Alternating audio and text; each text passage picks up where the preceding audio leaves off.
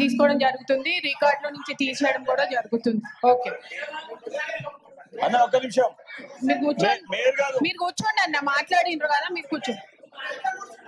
Mayor గారు question అయిపోయింది, మాట్లాడిండ్రు మళ్ళీ.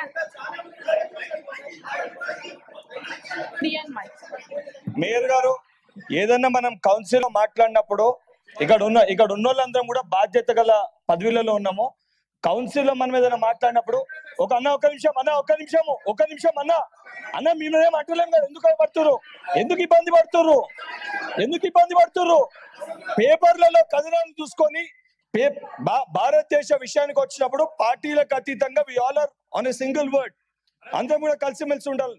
దయచేసి ఇక్కడ ఎవరు కూడా మనోభావాలు దెబ్బతీసే విధంగా మాట్లాడుతుందని చెప్పి చెప్తున్నాను.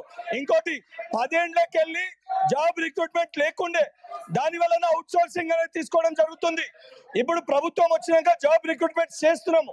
సో అవన్నీ తెలుసుకొని వాస్తవాలను ఆలోచించి మాట్లాడాలి.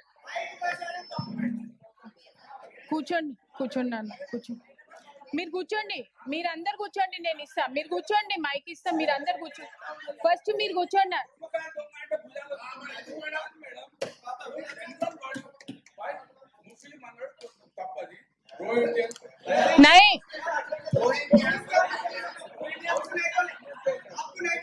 नहीं वो हो गया